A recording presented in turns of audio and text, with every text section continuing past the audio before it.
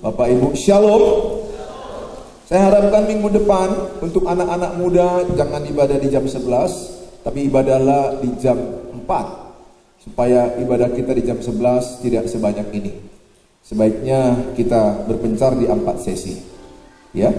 Jadi untuk anak muda, anak SMA, anak-anak SMP, anak-anak mahasiswa, pemuda, pemudi, ibadah jam 4 mulai minggu depan. Ya. Itu jauh lebih baik untuk kita semua. Saya tetap mengingatkan semua kita beriman tapi berhikmat. Tetap saya undang tidak membawa anak-anak untuk di ibadah-ibadah dewasa, mengurangi penyebaran virus. Ya, untuk anak-anak yang masih rentan, orang tua umur 60 tahun ke atas, atau yang lagi sakit, kurang sehat, jangan beribadah di ibadah umum seperti ini. Sering cuci tangan, sering untuk pakai masker, ya, upayakan pakai masker di mana-mana. Kemudian sering kita juga banyak minum, ya, berolahraga, istirahat yang cukup 7-8 jam satu hari. Jadi pola makan kita tertib, pola hidup kita tertib, perilaku kita juga lebih baik lagi. Saya percaya di balik semua kejadian ini membuat kita lebih baik lagi. Ya, ada maksud Tuhan untuk kebaikan kita. Oleh karena itu, setiap kita saya berharap untuk lebih menjaga diri dengan waspada. Beriman tapi berhikmat. Ya, untuk kebaikan bersama-sama. Nah, saudara, hari ini saya bawa tema datang kepada Tuhan Yesus akan mendapat ketenangan. Daripada sibuk kita memikirkan corona yang tidak kelihatan, lebih bagus kita memikirkan Tuhan Yesus yang tidak kita lihat. Sama-sama nggak kelihatan. Tuhan Yesus, Allah yang adalah roh yang tidak kita lihat. Virus corona tidak kita lihat, tapi ada banyak orang berfokus ke virus ini, sehingga pikirannya ditarik terus, sehingga yang muncul kecemasan dan ketakutan. Tetapi kalau kita berpikir ke arah Tuhan Yesus, kita berpikir ke arah firman, maka yang muncul iman, yang muncul kedamaian dan ketenangan. Saya juga pernah terlalu terlarut membaca WA tentang virus COVID-19 ini. Terlalu banyak dan akibatnya negatif bagi saya. Bagus informasi-informasi menjaga kesehatan itu bagus. Sekedarnya bagus. Tetapi kalau sudah berlebih itu terus dibahas, yang muncul nanti adalah roh ketakutan. Ingat, roh ketakutan bukan berasal dari Allah. Oleh karena itu saya mengajak kita datang kepada Yesus hari ini. Matius 11 ayat yang ke-28 berkata, mari sama-sama kita baca 1-2 ya. Marilah kepadaku semua yang letih, lesu dan berbeban berat. Aku akan memberikan kelegaan kepadamu. Yesus mengundang orang-orang yang letih, lesu, berbeban berat, supaya diberikan kelegaan. Saya percaya di ruangan ini banyak yang letih, banyak yang lesu, berbeban berat. Saya juga mengalami keletihan. Saya juga mengalami yang namanya berbeban berat. Saya pikir hampir semua orang di masa-masa ini mengalami yang namanya satu kewaspadaan, keletihan. Tapi Yesus mengundang dengan tangan terbuka, marilah kepadamu, maka aku akan memberikan kepadamu kelegaan, ketenangan, ketenteraman, kesegaran, kedamaian. Siapakah yang diundang Yesus? Yang pertama orang yang diundang Yesus adalah orang yang putus asa. Tidak sedikit orang mengalami yang namanya cemas, lama-lama naik ke depresi, lama-lama bisa bunuh diri dan putus asa. Di tengah-tengah pekerjaan di PHK, di tengah-tengah tidak ada uang, konflik rumah tangga, saling menyalahkan, sakit penyakit yang tidak kurun sembuh, dan tidak sedikit orang bisa mengalami depresi, lonely, kesepian, dan sepertinya mau mengakhiri hidup.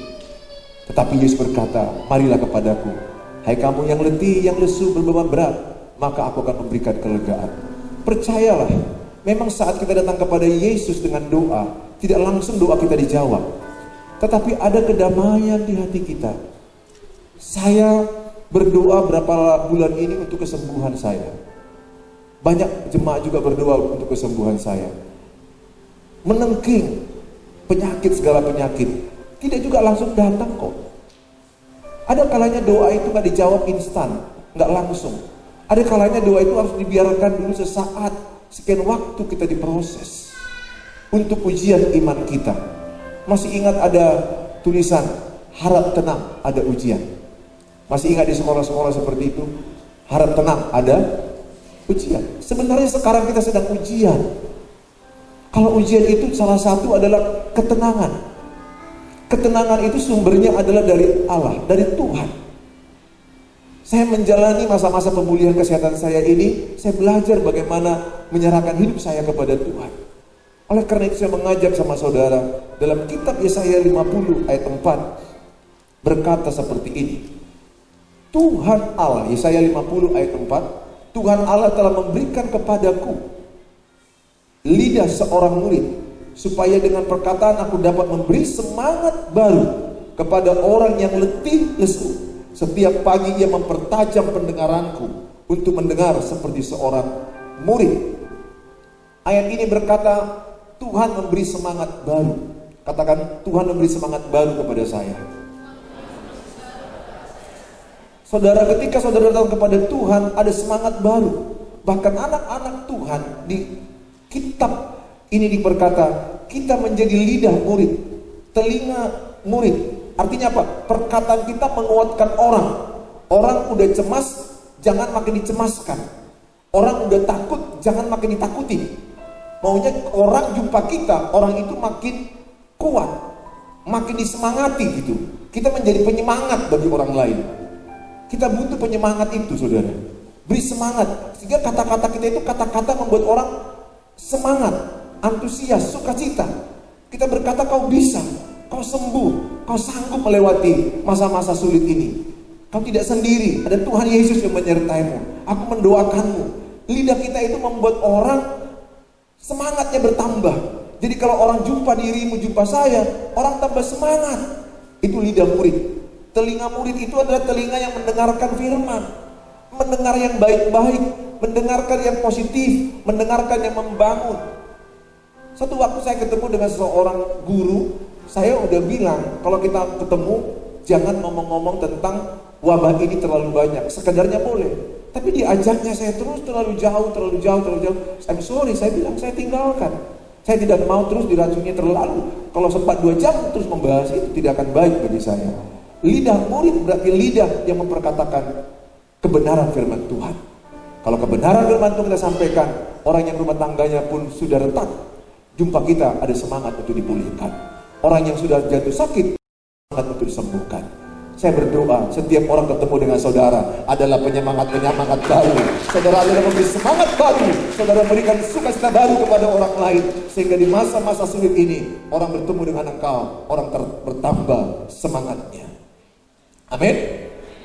Nah, saudara yang saya kasihi dalam nama Tuhan Yesus, hati-hati apa yang kita dengar. Telinga seorang murid,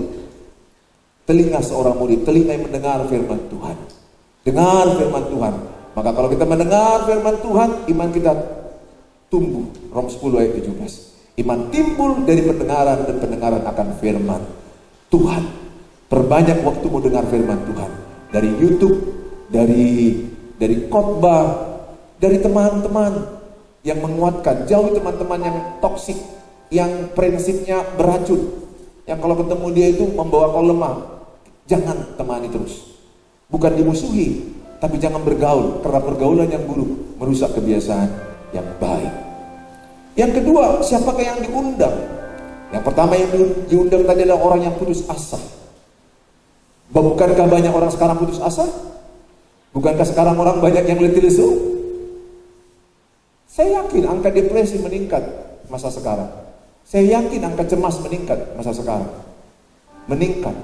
Banyak orang mengalami kecemasan dan putus asa. Tuhan mengundang mereka. Yang kedua, orang yang letih dengan hukum Taurat, tradisi nenek moyang, filosofi dunia ini. Mereka letih. Lukas 11 ayat 46. Tetapi yang menjawab, celakalah kamu juga, hai ahli-ahli Taurat, sebab kamu meletakkan beban-beban yang tak terpikul pada orang, tetapi kamu sendiri tidak menyentuh beban itu dengan satu jari pun. Tuhan mengundang orang-orang yang merasa, aku gak mampu melakukan seluruh hukum-hukum Taurat, seluruh prinsip-prinsip yang ada di dunia ini, filosofi-filosofi. Aku gak mampu mengerjakan hukum-hukum Taurat ini. Ahli-ahli Taurat, orang-orang Farisi banyak menyampaikan hukum-hukum Taurat, tapi mereka sendiri pun gak melakukannya. Mungkin saudara termasuk orang yang merasa gak kuat menjalankan seluruh kebenaran firman Tuhan. Paling tidak 2 inti firman Tuhan, iman dan kasih. Itu inti. Dari Kejadian sampai Wahyu disimpulkan hanya 2 aja. Membuat kita dekat kepada Tuhan, membuat kita mengasihi sesama. Itunya inti Injil.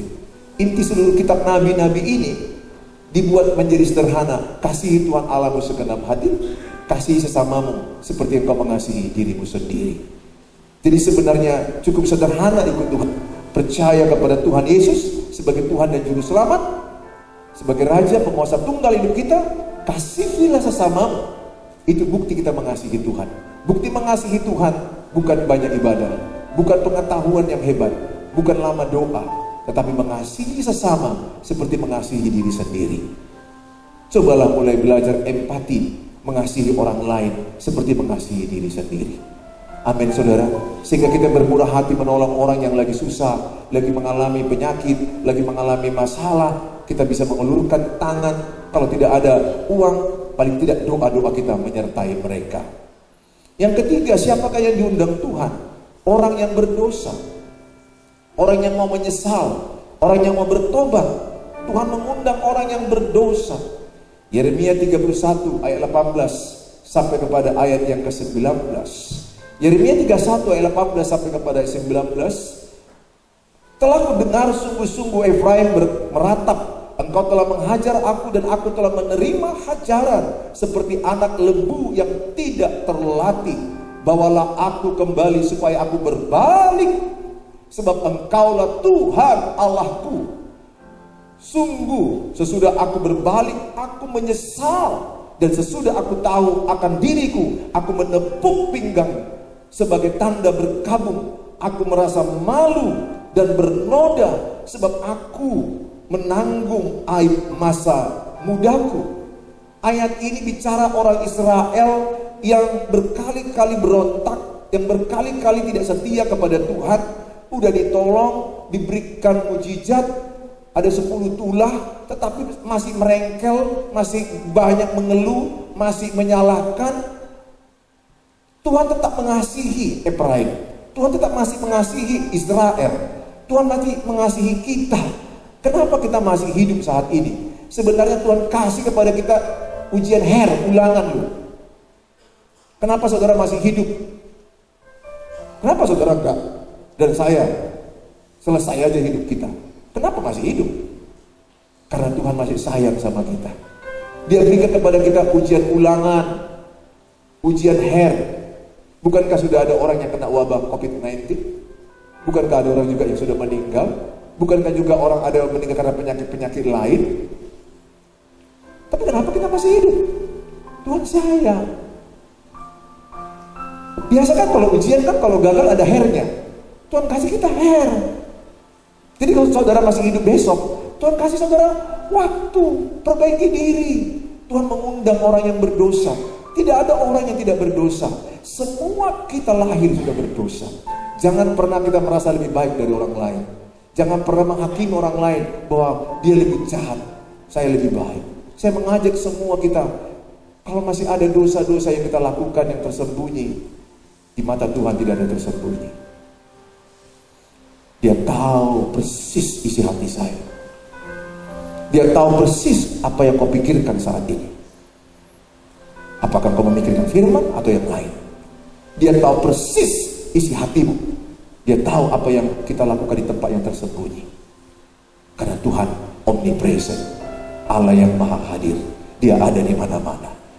Jikalau ada dosa-dosa, paling pun 1 Yohanes 1 ayat 9 berkata, jikalau engkau mengaku dosamu dengan mulutmu, maka engkau akan disucikan dari segala dosa dan kejahatanmu.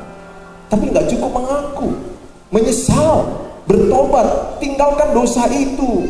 Jangan terus larut dalam dosa itu. Tuhan sayang samamu. Dia mau memberi kepadamu hidup kekal, supaya hidupmu selama-lamanya ada di sorga bersama dengan Dia. Itu tujuannya mati di kayu salib, untuk membawa engkau pada hidup kekal dan bersama dengan Dia di keabadian selama-lamanya bersama dengan Tuhan Yesus. Beri tepuk tangan bagi Tuhan Yesus. Dia rindu agar engkau hidup kekal selama-lamanya. Hidupmu di dunia ini bukan hidup yang kekal. Ini hidup yang tidak kekal. Sepintar-pintarnya kita menjaga kesehatan pola hidup, kita akan sakit. Satu waktu nanti akan kita meninggalkan dunia ini. Satu waktu kita akan selesai dengan dunia ini. Tetapi Tuhan sayang sama kita, maka Dia memberikan putra tunggalnya. Yohanes 3:16 berkata, karena begitu besar kasih Allah akan dunia ini, supaya setiap orang yang percaya padanya memperoleh hidupnya kekal. Yang maksud Tuhan adalah supaya engkau menerima kekekalan bersama-sama dengan Dia di sorga yang kekal. Tuhan mau, jikalau ada dosa-dosa, mari tinggalkan. Tidak ada orang yang terlambat untuk bertobat. Tuhan sayang. Pak Pendeta, aku berkali-kali buat dosa. Saya juga berkali-kali buat dosa. Tapi Tuhan mengasihi saya. Dan saya mau menghormati kasih-Nya dengan cara hidup benar di matanya. Kalau ada hatimu yang benci dengan orang, berdamailah selagi ada waktumu. Kalau ada mungkin uang yang kau pinjam tidak kau pulangkan, pulangkanlah. Paling tidak telepon dia. Kalau ada musuhan abang adik, udah berdamailah.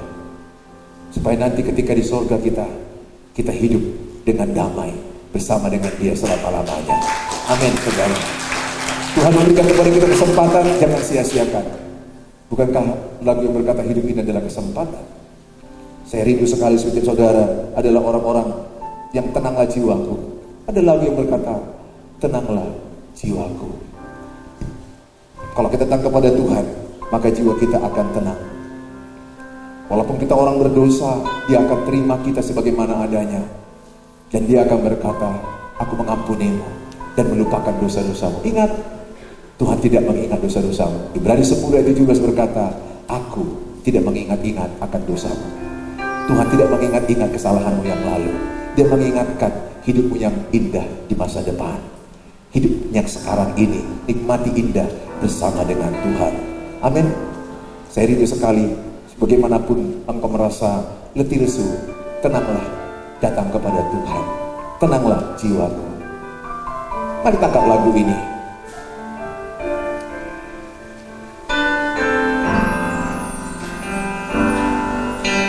Lebih Dari segalanya, ku berharap padamu. Lebih dari para penjaga, mengharap fajar pagi. Begitu rindu hatimu berada denganmu. Harapkan dalam kasih-Mu memenuhi hidupku. Tenanglah jiwaku dalam naungan sayapmu, menembus awan gelap, pandang kemuliaan selalu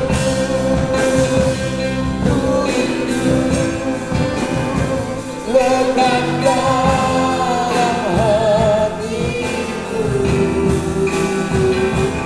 Begitu rencanamu, Yesus Tuhan Rajaku. Tenanglah, tenanglah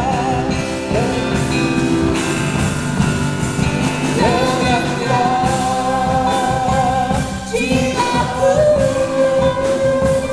dalam naungan sayapmu, menembus awan gelap, menembus awan gelap, pandang kemuliaan selalu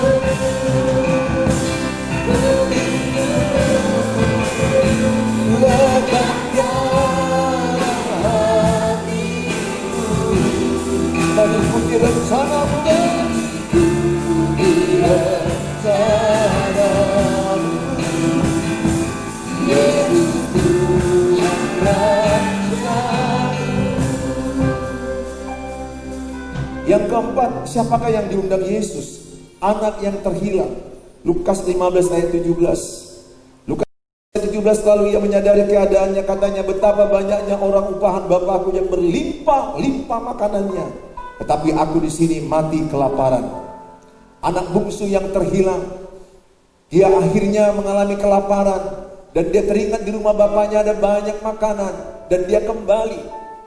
Bisa digambarkan orang yang terhilang ini adalah orang yang kehilangan semangat, orang yang kehilangan tujuan hidup, orang yang kehilangan sukacita, orang yang kehilangan pengharapan, orang yang kehilangan kasih, orang yang kehilangan kekuatan.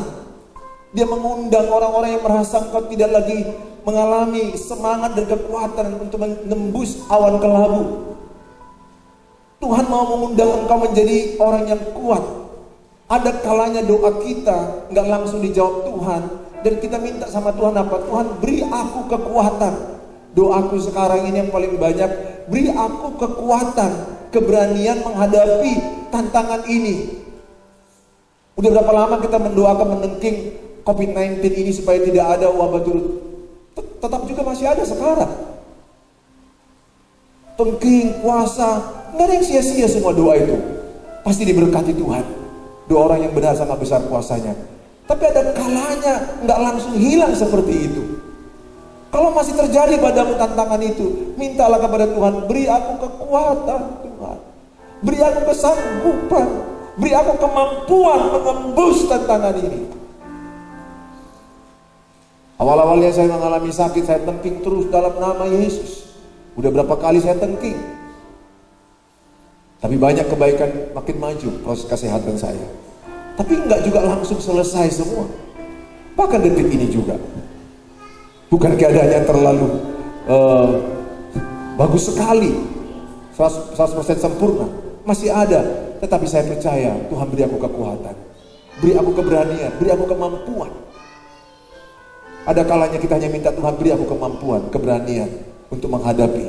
Oleh karena itu saya mengajak sama saudara, mungkin engkau kehilangan sukacita, kehilangan semangat, kehilangan pengharapan, kehilangan kasih. Datanglah kepada Yesus. Ada kalanya kau nangis sama Yesus. Tempat yang paling damai adalah dalam hadirat Tuhan Yesus. Makanya saya senang bangun pagi berdoa baca Alkitab. Karena saya merasakan kalau dekat dengan Yesus, saya merasakan kedamaian. Ada kalanya pandangan yang kelabu itu menutupi pandangan saya. Gimana jalan keluar ini? Bagaimana? Tetapi ketika berdoa, ada kemuliaan Tuhan yang membuat kita kuat dan damai dalam menjalaninya. Mintalah kekuatan kepada Tuhan. Siapa lagi yang diundang Yesus? Pemungut cukai, orang yang berdosa. Dan pemungut cukai itu datang. Sakius juga orang berdosa. Paulus juga pembunuh diundang Yesus. Dulu namanya Saulus, dan bertobat, berubah. Saulus menjadi Paulus, penulis 2/3 daripada Alkitab, Perjanjian Baru. Artinya apa? Orang yang paling berdosa pun bisa dipakai Tuhan untuk memberitakan Injil. Tidak ada bagi Tuhan dosa yang paling tidak bisa diampuni Tuhan. Semua dosa kita yang lalu, kalau ada di hatimu rasa pertobatan, rasa penyesalan, ada pengampunan yang setia dari Tuhan Yesus. Amin saudara. Tuhan juga mengundang kepala penjara yang memenjarakan Paulus dan Silas, dan dia akhirnya bertobat dan seisi rumahnya diselamatkan.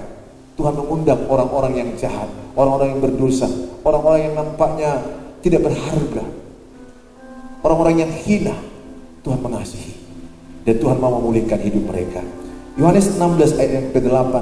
Dan kalau ia datang, ia akan menginsapkan dunia. Yohanes 16 ayat 8. Dan kalau ia datang, ia akan menginsapkan dunia akan dosa, kebenaran, dan penghakiman. Roh Kudus datang untuk membuat kita insaf akan dosa. Kalau memang betul kita menerima Yesus, kita menerima Roh Kudus, cirinya adalah insaf akan dosa. Kalau saudara belum insaf akan dosa, belum mau bertobat, saudara belum terima Roh Kudus. Orang yang terima Roh Kudus itu orang bertobat. Mau saudara bahasa roh, mau saudara orang yang mengalami pelayanannya hebat, tapi gak bertobat dari dosa, saudara belum benar-benar mengenal Roh Kudus dalam hati kita. Pak Pendeta kan gak ada yang sempurna. Betul, saya pun gak ada yang sempurna. Saya gak tidak sempurna. Ketika saya berdosa, saya gelisah. Ketika saya berbuat salah, saya merasa menyesal. Saya berdoa, ampuni saya Tuhan. Saya mau bertobat. Jadi orang yang menerima Yesus, cirinya adalah bertobat dari segala dosa-dosanya. Bapak Ibu, Tuhan kasih kesempatan kita untuk kita bisa bertobat. Tinggalkan. Tidak ada yang sempurna Bapak Ibu. Tinggalkan semua dosa-dosa itu. Yang terakhir adalah 2 Korintus 1 ayat 5. Sebab sama 2 Korintus 1 ayat 5. 2 Korintus 1 ayat 5. Sebab sama seperti kami mendapat bagian berlimpah-limpah dalam kesengsaraan Kristus, demikian pula oleh Kristus kami menerima penghiburan berlimpah-limpah. Penghiburan yang berlimpah-limpah berasal dari Kristus. Kalau sekarang orang berpikir uang membuat penghiburan, justru orang yang punya uang balik banyak pun sekarang mengalami stres. Jangan pikir hanya orang pekerja yang stres, pemilik usaha pun banyak stres. Tapi kalau kita datang kepada Yesus, ada damai, ketenangan, kasih yang melimpah-limpah. Mari kita datang pada hari ini, datang kepada Yesus, karena Dia akan memberikan kepadamu ketentraman, kesegaran, kedamaian, dan ketenangan. Mari kita sama-sama bernyanyi, oleh karena kemurahan Tuhan. Jangan sesali apa yang terjadi. Waktu Tuhan bukan waktu kita. Waktu Tuhan. Kejadian seperti ini sangat jarang terjadi, sangat langka. Tapi jangan sesali. Semuanya ada tujuan Tuhan di balik segala yang kita tidak mengerti. Waktu Tuhan bukan waktu kita. Dia punya waktu yang tersendiri atas kita. Waktu Tuhan bukan waktu kita. Jangan sesali keadaannya. Untuk semua pada waktu Tuhan. Tetap setia mengandalkannya. Segala yang terjadi di hidupku, janji Tuhan menghidupiku selalu. Ku yakin percaya waktunya Tuhan semua